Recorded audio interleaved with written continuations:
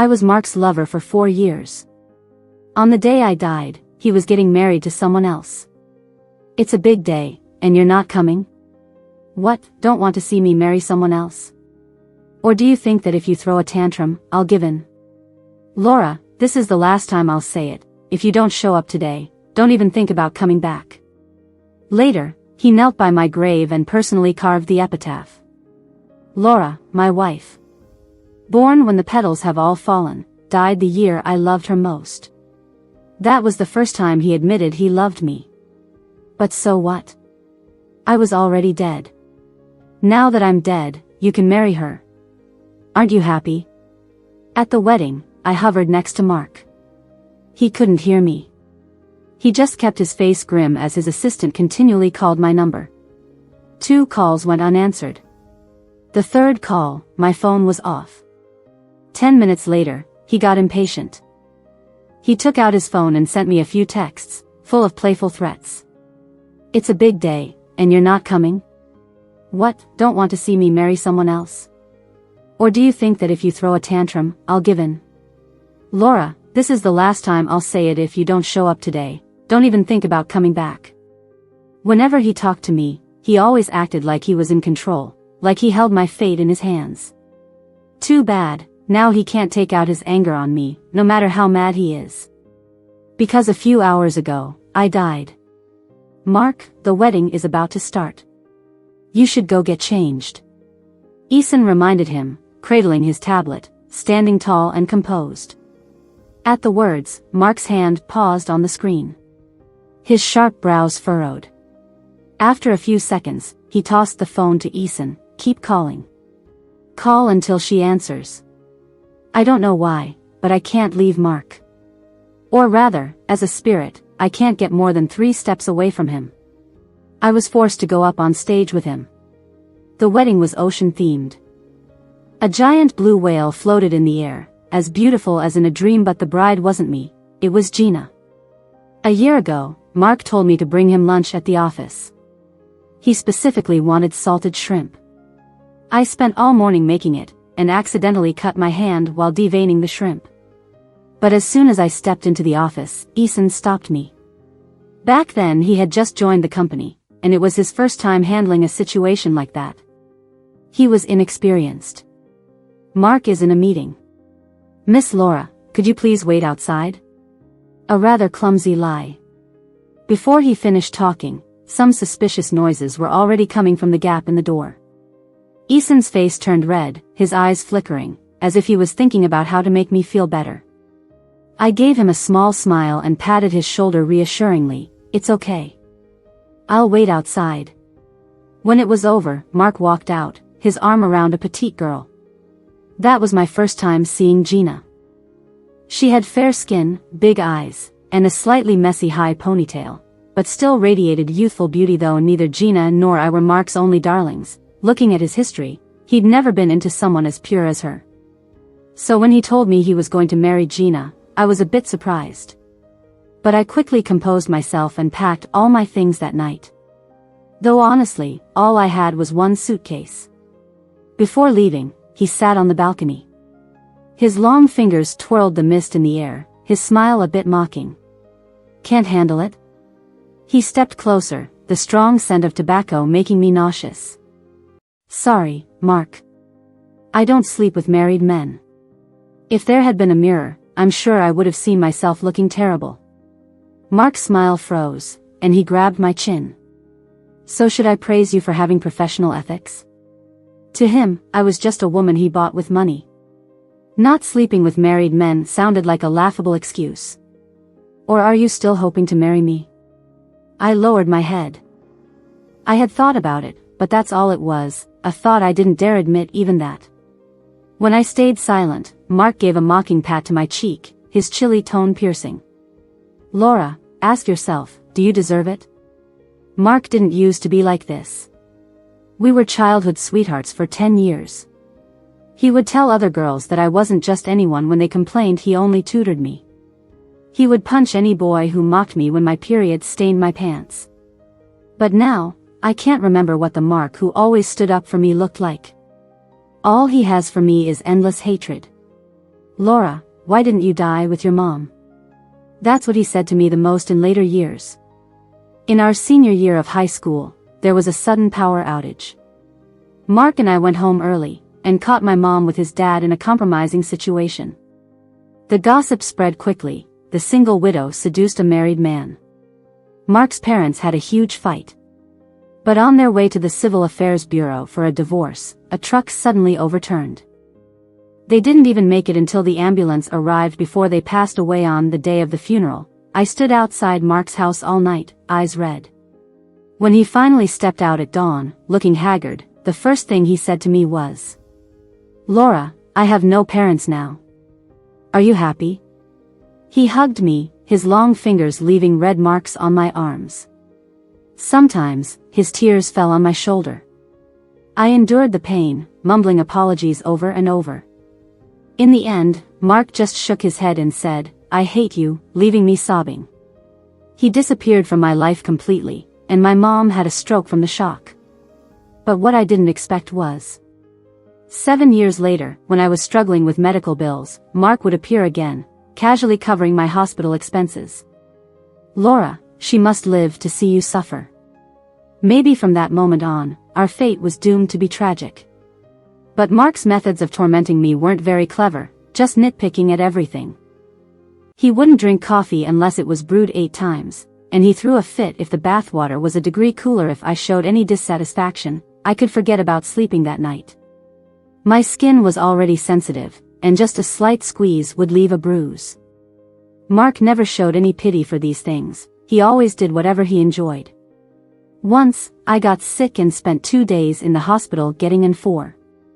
When I returned, I ran into a senior colleague. He dropped me off at my door and chatted for a bit. Just then, Mark returned from a trip and saw this. I was still burning with fever, begging him, "Can you please let me rest for a bit?" I didn't know why he suddenly got angry. I only hoped he would consider our years of friendship and spare me for once. You can laugh and joke with others, so you don't need to rest. Also, 39 degrees? Never tried it, let's see. I cursed at him, deliberately provoking him, while silent tears slid down my cheeks. Mark turned my face back toward him, his thumb gently wiping the blood off my bitten lips. "Don't act like you're so wronged. Worst case, go swipe my card tomorrow to vent your frustrations. After all, exchanging your body for benefits is something your family is good at." I glared at Mark. Poking at my sore spot brought him joy, his face contorted with a malicious glee. "Or did you think my dad took care of your family for no reason?" My strength drained away instantly. Because on this point, I had no rebuttal. Frequent sweets had already become something I felt guilty about for the rest of my life. Afterwards, I burned for 3 more days, fending for myself in the guest room. And next door, Mark only threw me a box of fever-reducing medicine on the first day. He said, "Laura, don't die in my house. It's unlucky." At the ceremony, a video played depicting the love story of the bride and groom. Down a lush, tree-lined path, a clumsy girl bumped into a daydreaming passerby. The girl hurriedly apologized, picking up the man's dropped phone, and he was stunned when she turned her head. Before long, they fell in love. He took her to the lavender-filled Provence, hugging and kissing in front of a St. Remy's clock tower. Guests applauded their love, but I felt a deep stabbing pain. This is what Mark wanted me to see. I had to admit, he always knew how to hurt me most. In high school, a classmate asked where I wanted to get married. Brainwashed by TV dramas, I blurted out I wanted to go to Provence. Somehow, Mark heard about this. After school, he cornered me in the equipment room, seriously discussing it. "Provence, huh? That could work. But I'm allergic to lavender pollen, so Laura, remember to buy me medicine in advance." I blushed like a lobster, muttering softly, "I'm not marrying you." "Then who do you want to marry?" The boy solemnly listed all the boys in the class. I dared not admit it, so I randomly named a celebrity. Mark clenched his teeth and later on investigated who that person was. When the truth came out, he was so mad that he ignored me for 3 days. I secretly smiled in a corner. But from then on, every dream I had about Provence featured Mark in a white suit. I wandered around, trying to find a spot farthest from him. And ended up by Alan's side. He was Mark's best man and my high school classmate too. In college, he gave up a $500,000 a year offer to drop out and start a business with Mark.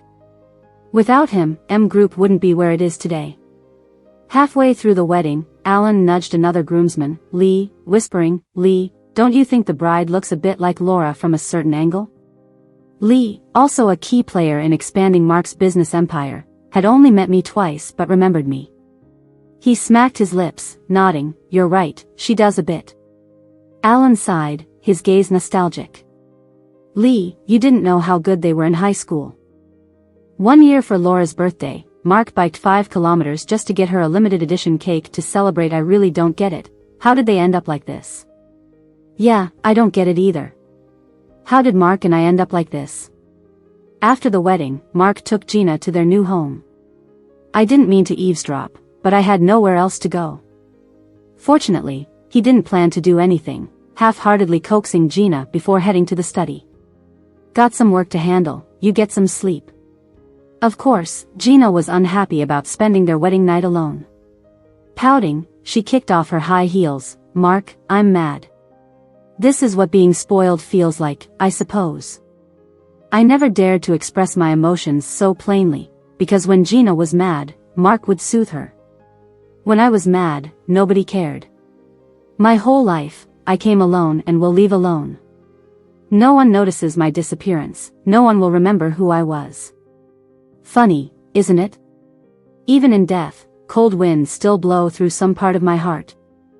Predictably, Mark patiently coaxed Gina with his good looks. A few sweet words were enough to make the young woman's heart flutter. He reached the study late at night. Seeing the unreplied messages, Mark's face darkened. But he wasn't worried about losing contact with me. He was just angry that his kept mistress dared to defy him. That night, I couldn't sleep at all. Pacing restlessly around the room, I looked at Mark sitting nearby. I felt so angry I wanted to strangle him. But I guess I wasn't cut out to be a ghost. My fingers went right through his body. Mark didn't sleep well either. He spent half the night thinking in his study. At dawn, he took some pills from a drawer and swallowed them without water. I checked secretly. Those were tricyclic antidepressants. Mainly used for depression. Alan once said, the death of both parents hit Mark hard. Those years he spent abroad weren't as glamorous as they seemed. But he got used to not talking about it, letting despair and anxiety fester inside. He couldn't forgive himself, and he couldn't forgive me. One time after an argument, I cut my wrist deeply. Staring at the cold ceiling, I called him. "I'm giving you back a life. Can you let me go, and let yourself go too?" All I heard was his cold laugh on the other end. "If you dare to die, your mom won't live either." He always threatened me like that. My thoughts pulled me back. I wrung out a wet shirt and noticed the faint morning light slipping through the window. Dawn had come. I followed Mark around for 2 days. On the 3rd day, the police from River found my body. Mark was in a meeting when Eason took the call. "Mr. Mark, we recovered a body in River Park. The DNA match confirmed the deceased is a young woman named Laura. We went through her phone and saw you're the emergency contact. If possible, please notify her family to claim the body." Eason barged into the meeting without a care. Mark frowned, his deep voice unyielding. "Don't you have any manners? Get out." Eason, drenched in sweat, ignored his boss for once. "Mark, something happened to Laura." The pen in Mark's hand dropped, echoing loudly in the silent room. I turned to look at Mark. He seemed to flinch briefly, then picked up the pen calmly and apologized. As if nothing had happened, he continued the meeting. After I slit my wrist, I asked Mark, "What if I die, what then?" He had answered, "I'll do what needs to be done." "Do you expect me to die with you?" I suddenly understood why some people turn into vengeful spirits after death. For a whole month, Mark acted as if everything was normal. Only sometimes, passing our old apartment, he'd pause briefly. On the 30th day, the police called again. The killer had been found, and if no one claimed the body soon, it would be cremated. 11 years ago, Mark had also walked alone into a morgue and brought back 2 urns. When he saw my scar-covered body in the drawer, especially the gruesome injuries to my chest and lower body, he just stared silently until a police officer explained my cause of death. Regrettably, the victim endured 3 hours of inhumane torture. The killer caused fractures to her chest, hip, and kneecaps with a knife and hammer. But the autopsy shows she died from shock due to extensive trauma. What does that mean? Mark asked. The officer took a deep breath, glancing sympathetically at my body. In other words, she died from the pain. Cold memories flooded back, including the sound of blades cutting into my skin. I curled up in pain. It felt like those knives had pierced through time and space, stabbing into me all over again. Agony. Unbearable agony. The man gripped my neck, spitting insults. Just a slut, why pretend otherwise? Don't think I don't know what you are. So, rich people can use you, but I can't. I struggled desperately. Blood mixed with tears ran down my dry throat. I wanted to call for help but Mark wouldn't come. I wanted to call the police. But my phone was already lost when the man drugged me. River Park was under construction, and no one was around at this hour. The night mixed with red, painting an ugly picture of my memories. Only the cicadas of the summer night and the quiet lake heard my desperate cries. I thought I couldn't hold on anymore. But my last thought before dying was still about Mark. Would he feel happy about my death, or maybe shed one meaningless tear? Cold water filled my lungs, and my consciousness faded. The questions left unanswered would never be resolved. At the funeral home, Mark hesitated a moment, placing a hand on the cold locker door and gasping for breath. Why did he kill her? He asked. The female officer next to him pursed her lips. Her gaze on Mark held a mix of emotions. After a pause, she replied, the killer's girlfriend had recently run off with a rich businessman, already enraged by the betrayal. On the day of the crime, he had drunk a bit and heard others saying the deceased was a wealthy man's mistress. He said, a woman like that doesn't deserve to live. She was about to leave but paused at the door, as if reconsidering. Taking a deep breath, she couldn't help but say, Mr. Mark, have you heard of the term dehumanization? When an abuser thinks a victim is morally flawed, they subconsciously exclude them from humanity. Mistreating them becomes as guilt-free as squashing an ant. She paused, her gaze meaningful. Who made the killer think the victim didn't deserve to live? That night, Mark sat outside the police station. Gina called 10 times, all unanswered. She had to ask Eason for help.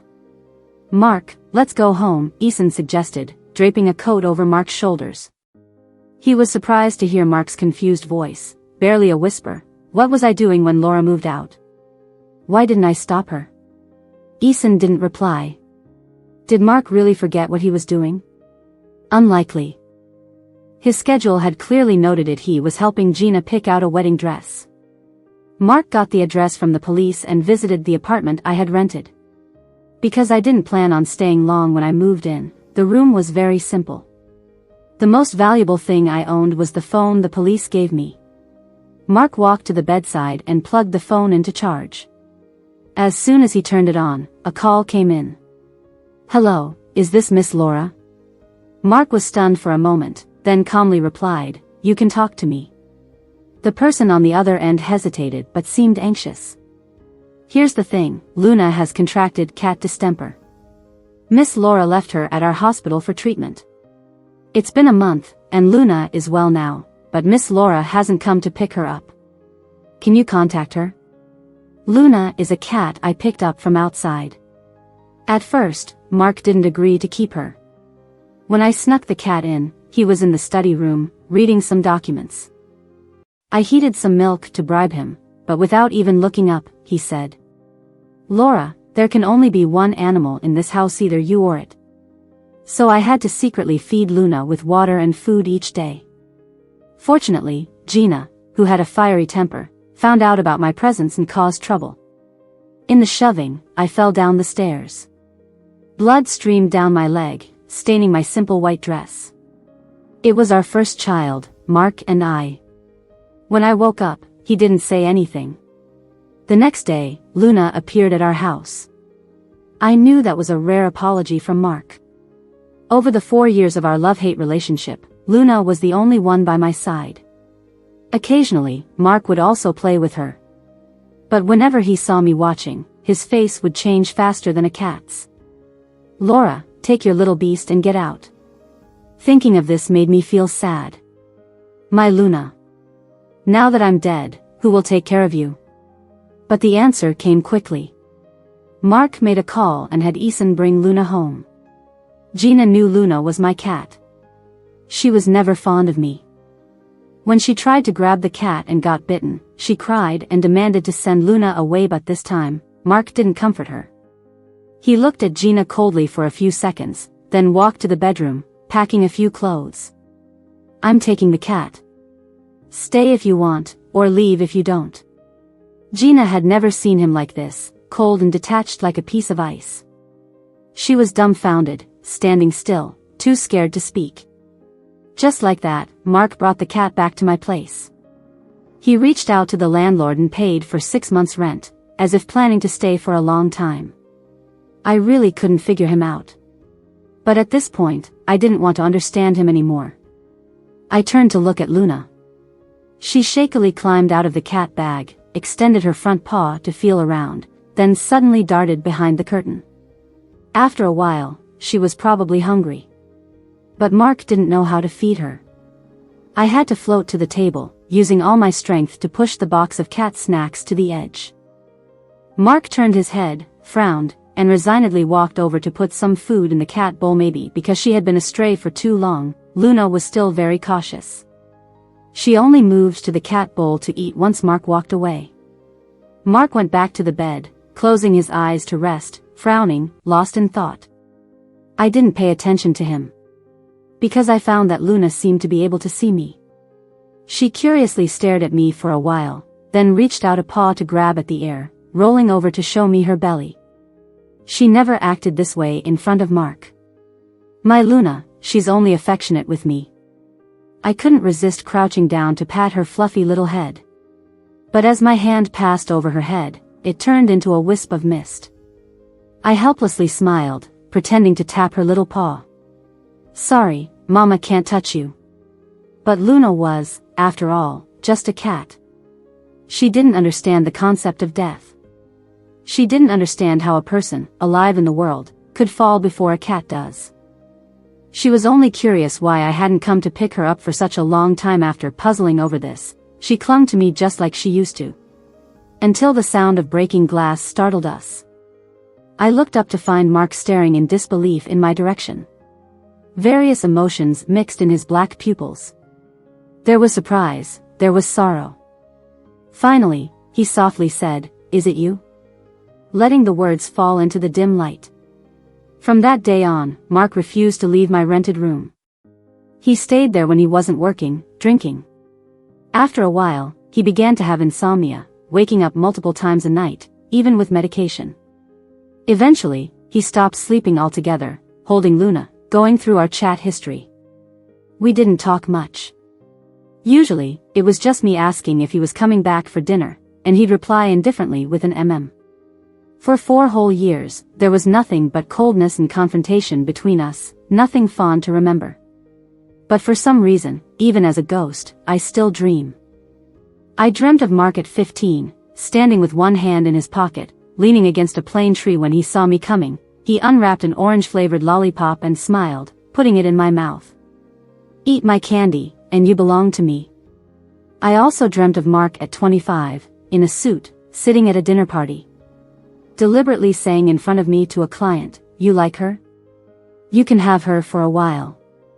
Memories surfaced, blending truth and lies, reality and illusion. Who was right or wrong didn't matter anymore. Before long, Gina couldn't take it. She couldn't find Mark, so she went to his office. Ethan brought her to the office and quietly retreated to his desk.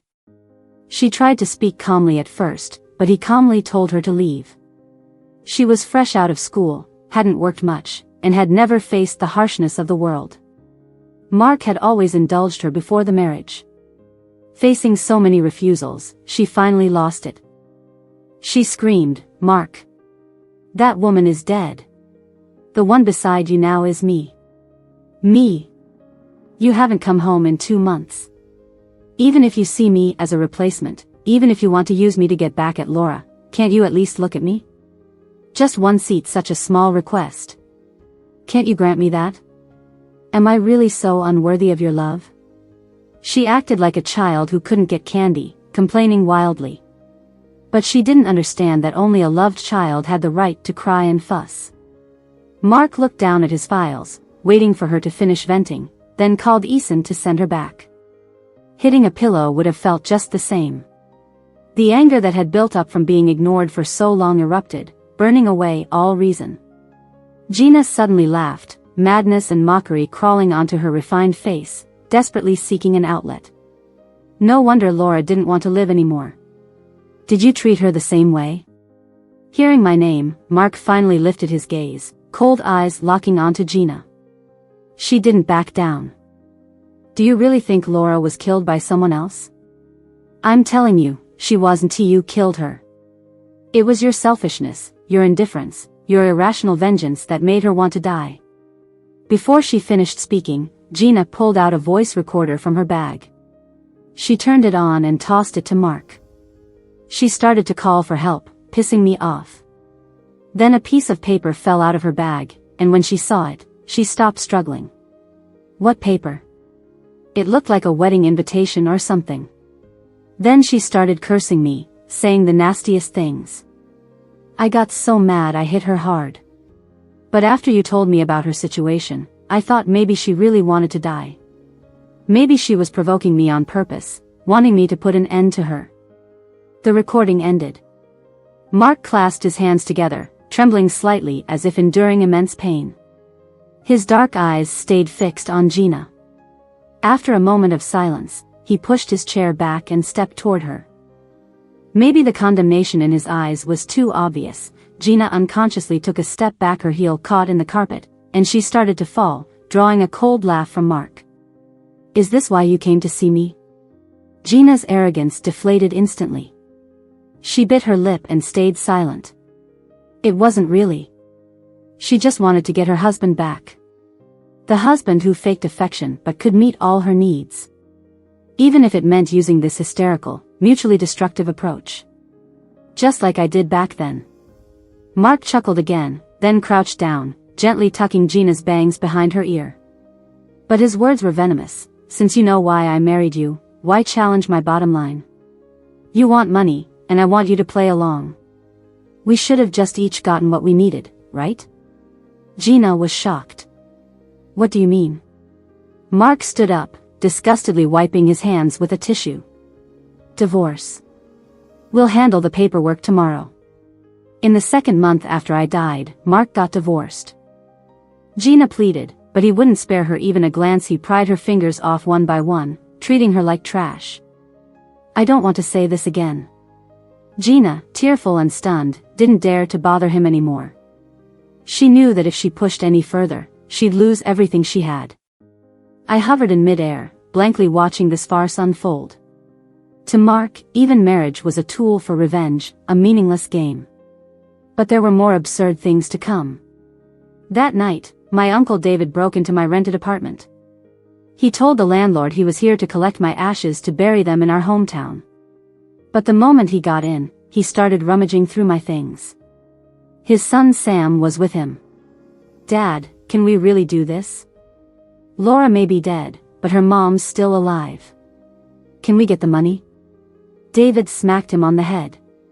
You don't get it. If it weren't for me when your aunt was paralyzed, do you think Laura could have taken her to the hospital? Would she still have a mom now? Besides, your aunt only had one daughter.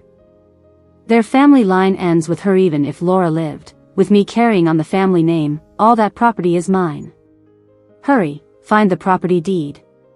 Sam pouted but did as he was told.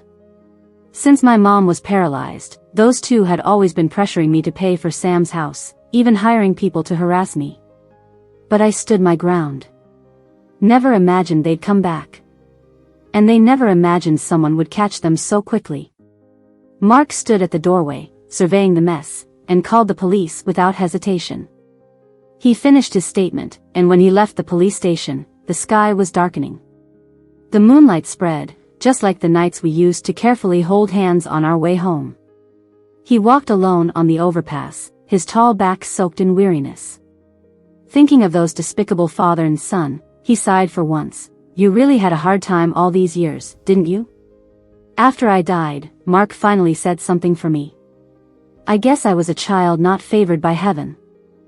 Because I was a girl, my dad abandoned my mom and me shortly after I was born, starting a new family. My mother, desperate for support, saw me as a burden. In her pursuit of happiness, she made the worst choices, leaving me with a decade of disgrace. And my seemingly kind uncle, trying every which way to drain me of my last bit of worth. No one in this world loved me. Except Mark. But his love was fleeting as a night-blooming flower.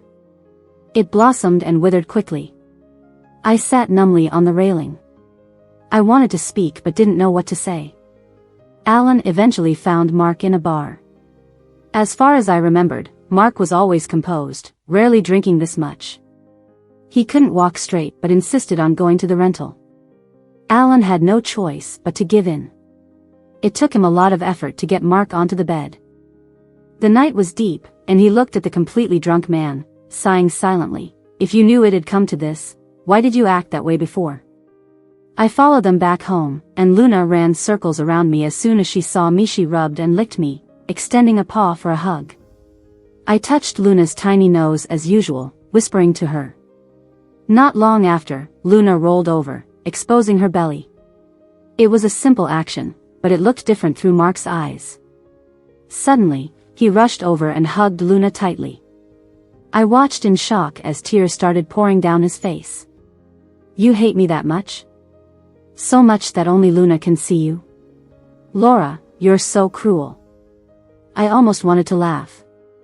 I'm dead now, who are you putting on this act for? I drifted indifferently to the top of the cabinet, watching the flood of sorrow engulf Mark. He kept repeating that same line, Laura, you hate me that much? I stared at him blankly. Shouldn't I hate you? I should. He trampled on my love and destroyed my dignity. Like in our senior year of high school when Mark took a break and my mom had a stroke, I was often locked in bathrooms, electrical rooms, or equipment rooms. My clothes were often soaked, and my hair was cut in a dog-chewed style. The boys would take out my sanitary pads and stick them on the desk to mock me as the mistress's daughter. But the truth is, I didn't know anything. I had to accept the baseless malice without any resistance. From then on, I hated everyone. Shouldn't Mark hate me too? He should. My mother ruined his happy home. Made him live off others, left him depressed and sleepless. If I were him, I'd hate too. Blaming others is human nature. But I don't understand. Now I'm really dead. I'll never appear in front of him again to remind him of those sad times. We won't fight anymore or stab each other in the heart with hurtful words. So why are you sad now, Mark? I don't know why heaven arranged for me to stay by Mark's side after death. But the good news is, I'm starting to fade. I'm happy to finally be freed, yet seeing Luna eating quietly makes me hesitate. The only thing insurmountable in this world is life and death. Every minute of this countdown is torture for me. Not long after, the hospital called saying my mom couldn't hold on. The nurse said a person calling himself Sam came to see her, tearfully telling her about my death. That afternoon, my mom's heart monitor turned into a straight line, multiple organ failure, beyond cure. She'd been lying in bed for 11 years. The person who gave me the most love and the most hate finally reached her end. I can't really describe my feelings, it just seems like there's nowhere left for me to dock. I clenched my fists. Opened my palms. A whole busy life, and I ended up with nothing. I watched the doctors remove the machines and felt my soul grow even fainter. As the caregivers packed up, Mark accidentally heard some news. The people spreading rumors about me being a mistress to a rich man were David and his father. I remembered on the day of the incident, they came looking for money. I refused to be taken advantage of, and David cursed at me downstairs. Coincidentally, a drunk man passed by, heard the cursing, and got murderous. Later, Sam saw that man's face on TV and understood what happened. Racked by guilt, he confessed everything to my mom. I was furious. But now my body is destroyed, the best revenge I can get is to move small rocks to make them trip. In the end, Mark buried me and my mom together in the cemetery. Strange how such a big person, once cremated, fits into a small box. Mark carved something on my tombstone. He carved slowly, but I lacked the patience to read it and turned to look around. Then I saw a small grave nearby. Beloved son, Nina. I read the name. A moment later, my head exploded with realization. I never knew Mark had named the child and set a gravestone. He never mentioned it to me. Just Nina. What were you thinking when you chose this name? The autumn breeze blew, leaves fell like butterflies. Mark stood alone in the wind, looking desolate. I suddenly realized, there's no one left that he loves either. He'll be like I was, surviving on memories that are either happy or sad, alone. Everyone noticed how Mark became more silent. Like a dying tree, all he did every day was wait for death.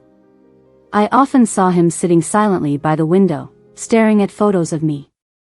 The slightly blurry image showed a woman sleeping peacefully. Judging by the background, it was taken when Mark was hospitalized for a stomach ulcer. He wasn't an easy patient, always demanding and exhausting me to the point of falling asleep. But once I woke up, and saw him sneaking around. So close, his breath audible. I could touch his thin lips by raising my head. Seeing me awake, Mark froze and quickly hid his phone. I've rarely seen him so embarrassed and angry. Turns out, back then, he was secretly taking photos. Lost in thought, Luna brushed against Mark. He bent down, picked Luna up, lowered his eyes, lost in thought. After a long while, he sighed, "How about Daddy finds you a new home?" I was startled. I thought, finally, this day has come. One day, all traces of me will disappear from Mark's life. Luna is just the beginning. The next day, Mark packed up the cat dishes and litter box and handed them to Alan. Alan, though seemingly careless, is very attentive. I'm not worried leaving Luna with him. After doing all that, Mark went back to the company and made a shocking decision. He left Group. He was determined to abandon 10 years of hard work, making arrangements like he was writing a will. Alan cursed. Lee tried to persuade him, but it was useless. No one knew what he wanted to do. I didn't know either. My spirit grew weaker without Luna. I slept all day on the bed. Mark would occasionally write on paper. I couldn't be bothered to look. I thought I would disappear soon. Maybe that's a good thing.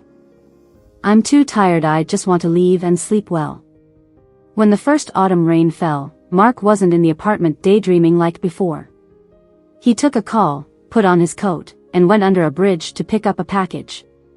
At an abandoned warehouse at the docks, he laid out the tools from the package. A dagger, an axe, plastic sheets, tape. He fiddled with them for days, and on a dark and windy night, he used ether to knock out the man who killed me. Last month, Mark managed to get released due to mental illness under medical parole. Using the same trick, he captured David and his son, forcing them to watch this bloody show. Blood splattered on their pale faces, painting an eerie crimson near the eyes. In the moonlight, Mark looked like a demon crawling out of hell. He said, "Laura, everyone who hurt you must pay the price." I sneered. "Weren't you the one who hurt me the most?" Soon, David and his son fainted from fear. Mark looked up at the moon and smiled as he dropped the sharp weapon. He didn't plan to kill them, but they would live with this pain and in this shadow for a lifetime. "Laura, I avenged you. Now, can you see me?" The wind howled outside. The moonlight covered the land. Mark waited for an answer in vain, lighting a cigarette. "Is this not enough?" In the smoke, his smile looked bleak. "Then wait for me. When I get there, I'll take you to see some flowers. Okay? I had a bad feeling. I woodenly followed Mark to River Park. The calm lake rippled as the water gradually covered his body. The man on the journey showed no hesitation. Why do this? I'm already dead. Even now, I felt some reluctance. But he couldn't hear me speak. Step by step, he staggered yet determined, deeper into the water. Meanwhile, my soul faded away. It seemed like a mere touch would dissipate it into the wind. I knew my last tie to this world was about to break. The wind picked up around me, and before falling into darkness, time sped backward. It was like I saw young Mark leaning against the sycamore tree. Carefully stashing a citrus-flavored lollipop into his pocket, my consciousness fell again, and I arrived on the day my mom and I moved to the alley. A gentle lady pointed to a boy not far away, telling me to go play with him.